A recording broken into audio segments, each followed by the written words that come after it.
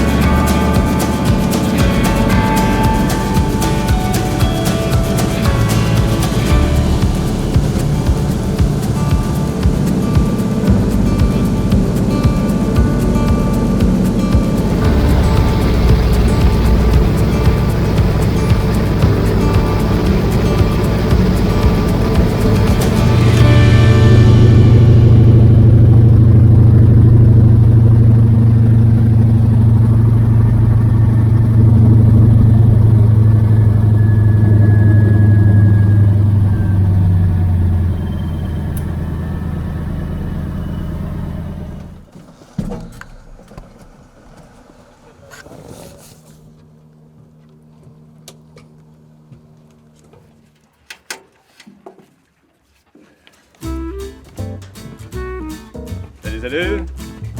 Ça va? Comment ça va? Yes, en forme. Salut, ça va bien? Salut Nicolas, ça va? Ben oui, super bien. Et oui, bienvenue au Triton. On va pouvoir aller visiter ça. Ben oui, super. Parfait. La pêche est bonne en plus, fait que c'est merveilleux. Ça, c'est des bonnes nouvelles. Ouais, toujours. C'est toujours plus le fun quand la pêche va bien. Ben oui.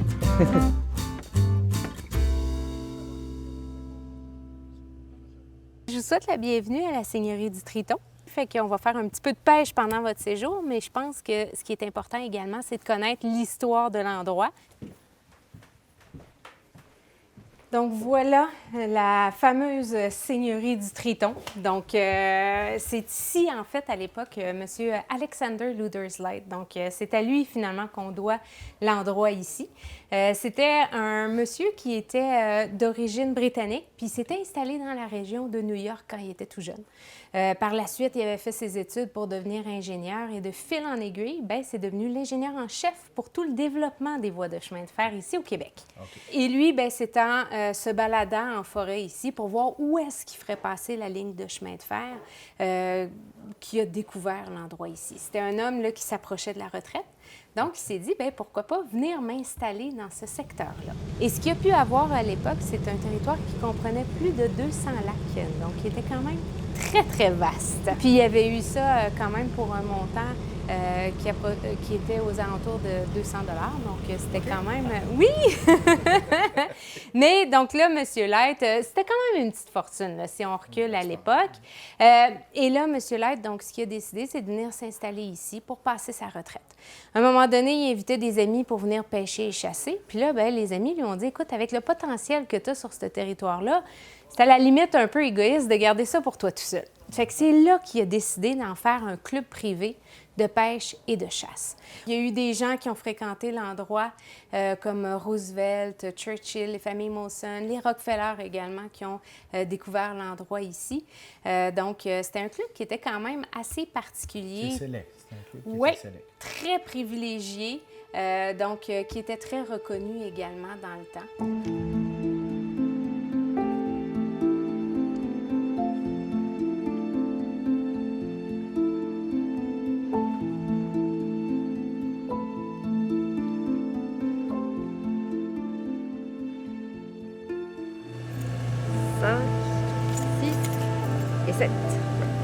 Donc, un total de 7 truites. Que souhaitez-vous faire avec? Une fumée pour demain matin et 2 tartares pour ce soir. D'accord, c'est parfait. 2 tartares. Donc, 2 tartares moins 5, ça vous fait 2 dans le quota.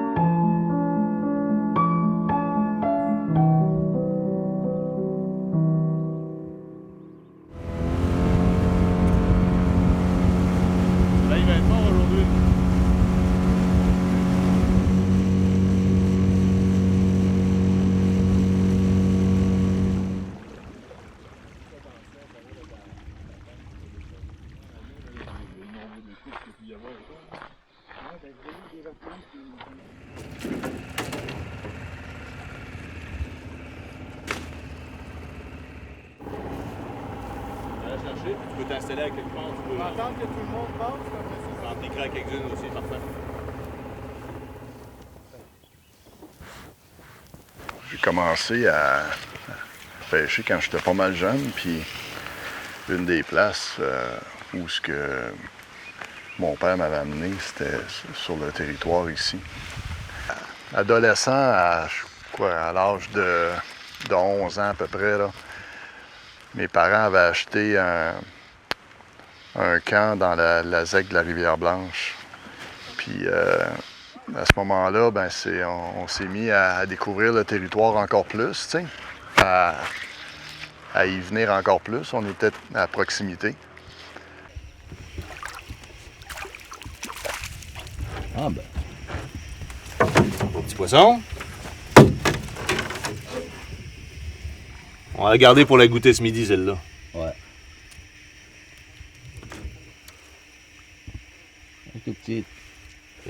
dirais à partir de l'âge de 18 ans à peu près. On partait avec nos canots, puis souvent on montait par le train. Puis on débarquait du train à l'ancienne gare Triton. Puis après ça, on entrait sur le territoire. Puis c'était... On passait une semaine là, de lac en lac. Puis on demandait la permission de coucher à différents endroits, là, des camps qui n'étaient pas occupés. Puis éventuellement, mais la pêche prend comme le bord. C'est comme ça devient secondaire. Tu te rends compte que qu'est-ce qui est attirant éventuellement, c'est pas d'aller pêcher du poisson, mais c'est d'être dans cette nature-là.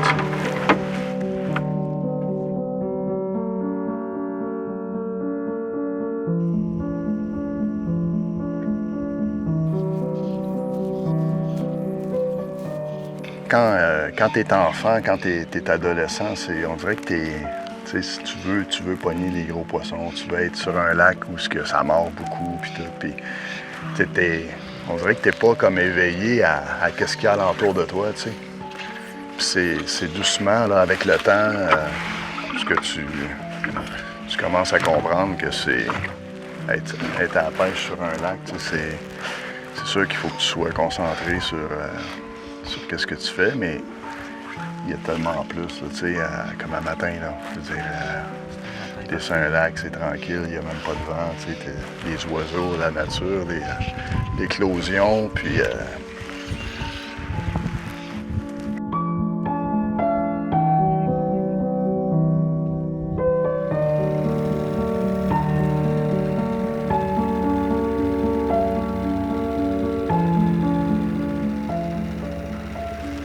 Quand j'étais à quelque part sur un lac puis que je voyais un hydravion passer dans le ciel, c'était comme si bas, ça serait cool, ça, c'était devenu comme un rêve, fait que quoi, je pense que c'était en 95. En 95, j'étais pilote, j'avais mon hydravion puis mon camp dans le bois, fait que j'avais une carrière au hockey. J'avais pas mal tout ce que j'avais rêvé d'avoir, là.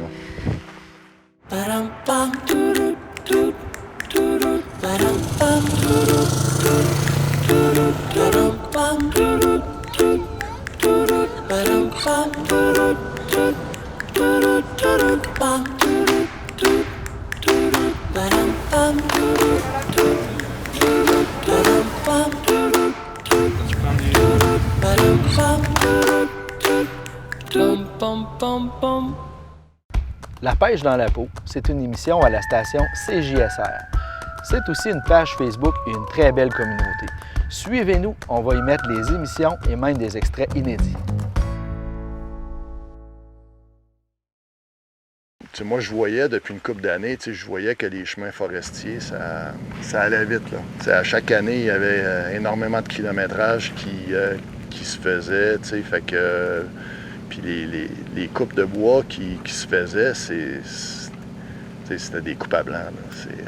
Le gouvernement du Québec s'est engagé à protéger, je pense que c'était 12 % du territoire québécois. Puis à ce moment-là, je pense que le Québec, on faisait dur, là. On était à 2 % je pense, là. Puis, c'est ça, Nico, vous veniez à peine de faire une... On avait fait la demande tout juste, là, puis c'est ça que le gouvernement nous avait expliqué, que le territoire qu'on avait demandé en aire protégée était comme trop petit pour la valeur écologique pour que ça vaille la peine. Fait que suite à ça, Joey avait été chercher avec Gilles puis avec plusieurs personnes qui étaient sur l'ensemble du territoire. D'autres propriétaires de chalets, voir si les gens auraient été intéressés à embarquer dans la protection de ce territoire-là qui est vieux de très longtemps. Puis ça s'est fait comme ça tranquillement, pas vite. Le dépôt de l'aire protégée, en gros, c'était de 45 km² de la pourvoirie, là. Et puis, après nos discussions, on avait décidé de proposer la superficie qui représentait l'ancien Club Triton. C'est évident que ça n'a pas passé parce qu'il y avait une grande partie de ça qui est aujourd'hui administrée par la ZEC de la Rivière-Blanche, puis les dirigeants de la ZEC ne voulaient rien savoir d'avoir une aire protégée, malheureusement, sur la ZEC. Là. Fait que ça... Puis là, tu avais les compagnies forestières qu'eux autres tiraient de leur bord, tu sais. Fait qu'à un moment donné, ça rapetissait. Puis ça a duré 2 ans, hein, toute cette affaire-là. Puis éventuellement, ben c'est ça, on a réussi à faire protéger un territoire de 425 km² ou quelque chose comme ça. C'est pas de protéger la truite, d'empêcher le monde de pêcher, c'est pas ça, mais tu sais, c'est de savoir que tu es à quelque part, là, puis il n'y arrivera pas de bûcheron demain. Là.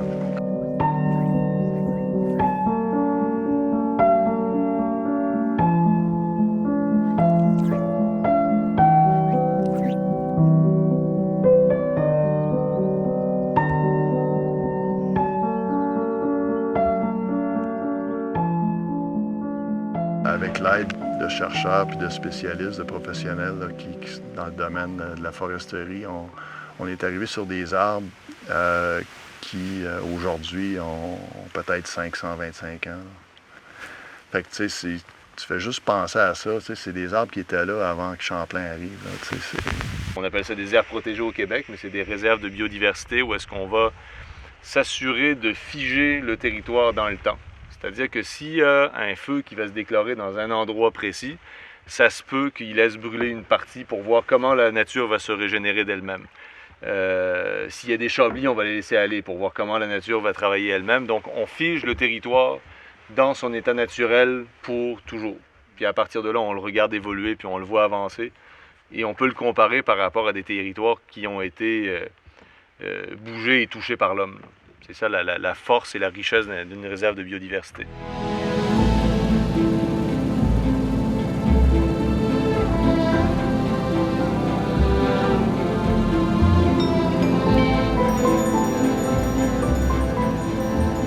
Puis moi, de mon côté, ben, j'ai eu ma carrière d'hockeyeur et tout. Puis, mais je pense qu'indépendamment de tout ça, quand tu regardes ces 2 années-là, qu'est-ce qu'on a réussi à faire, ben ça va rester, là.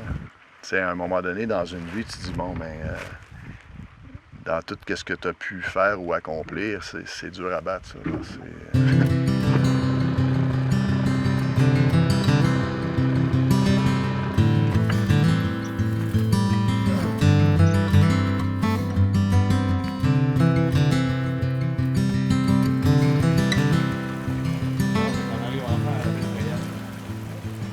Depuis les 30 dernières années, là, on a une technicienne qui travaille sur le territoire. Donc, toute la physico-chimie des lacs, la gestion des populations, la gestion des frayères, etc., elle l'a étudié au complet. Chacun des lacs a été... Alors, les cartes bathymétriques sont faites, le pH, l'oxygène, la température, autant pendant l'hiver que pendant l'été. Donc, on est capable de connaître nos lacs, ça fait longtemps, puis on les voit évoluer également avec le temps. Puis pour les frayères, bien, pour la gestion des populations, ce qu'on fait, c'est qu'on a retravaillé des frayères depuis les années 1993 en collaboration avec la Fondation de la faune. Donc, tout réaménagé au complet. Puis là, on le voit, il y a beaucoup d'arbustes par-dessus, ce qui est excellent donc, pour la protection pour les oiseaux. Puis ça, c'est des frayères dans l'état naturel qu'on a refait les bordures, ramené un petit peu de roche, ramené du gravier 0,75. Et à l'automne, quand vient le temps, un peu avant la fraye, donc température de l'eau 6-8, elle va pondre, 10-12, elle vient nettoyer sa frayère. Fait que vers 13, 14, 15 degrés Celsius, on vient déjà, nous autres, nettoyer la fraye. Donc, enlever les résidus, enlever les morceaux de bois, les feuilles et compagnie, pour que quand la truite rentre, elle se dit « Wow, c'est un beau 5 étoiles là, pour pondre. Ça va être le fun. » Il y aurait juste à faire un petit nid, puis attendre que la température soit adéquate pour pondre. On a également fait des boîtes, ce qu'on appelle des boîtes vibaires, où est-ce qu'on peut mettre des œufs à l'intérieur qui vont éclore. Ça, on l'a fait aussi. On le fait moins. On préfère ramener des alevins vésiculés ou alevins sur la frayère, qui déjà s'imprègnent de l'odeur de l'endroit, puis qui vont retourner dans le lac. Et à l'automne, on a des meilleurs résultats avec ça. Ils vont revenir plus facilement. Puis ensuite, bien, on a un endroit où est-ce qu'on va capturer des poissons tritons et sauvages, naturels, qu'on amène dans des bassins.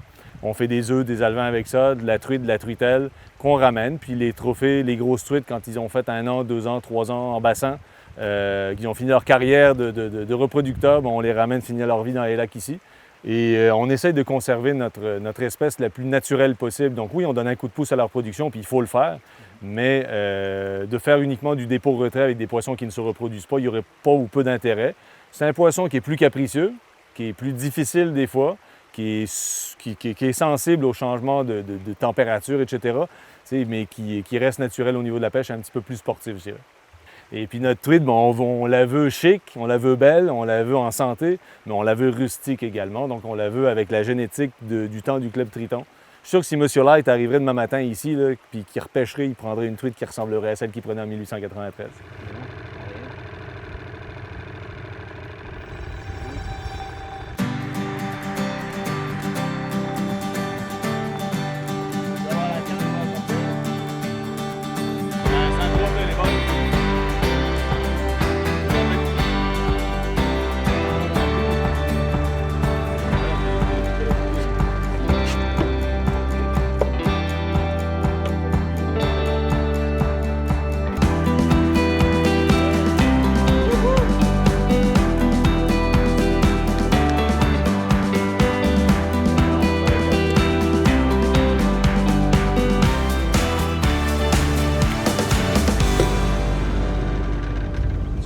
Que ça a.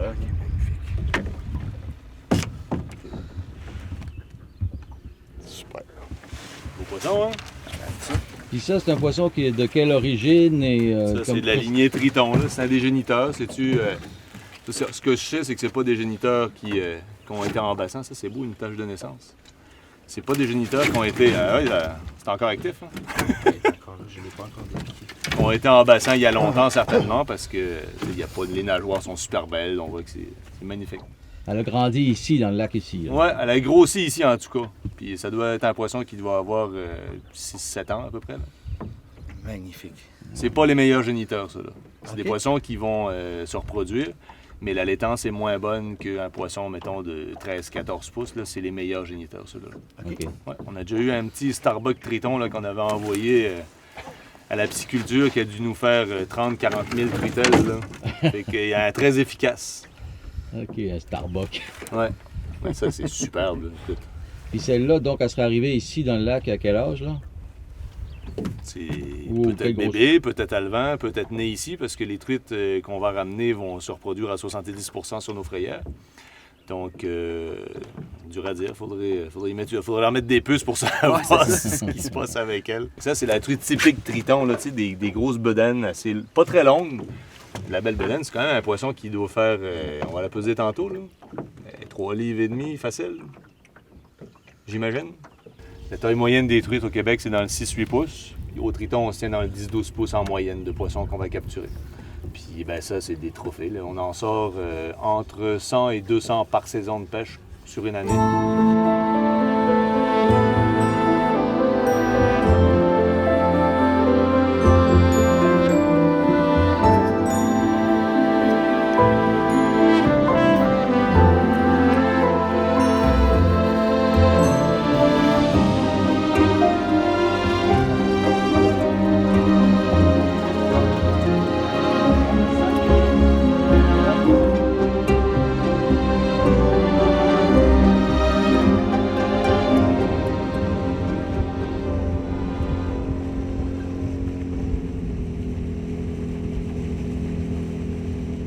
Un beau matin où est-ce qu'il devait être à peu près 6 heures du matin. Il y avait de la brume.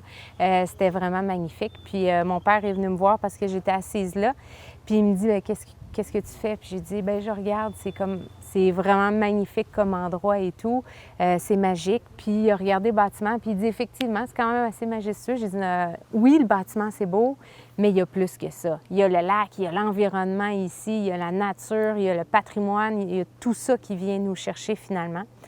Puis donc cette année-là était une année transitoire où est-ce qu'on avait un directeur général qui devait quitter pour des projets personnels. Et c'est là qu'on a pris la décision de venir s'installer ici en famille. Donc on s'était consultés tous les deux et lui avait la mission de convaincre ma mère qui est plutôt une femme de ville et moi je devais convaincre ma sœur puis tout le monde on est venu s'installer ici au final. C'est ici également que j'ai rencontré Nicolas parce qu'il était chef cuisinier à ce moment-là ici au Triton. Donc voilà, fait que c'est comme ça un petit peu que l'histoire s'est déroulée.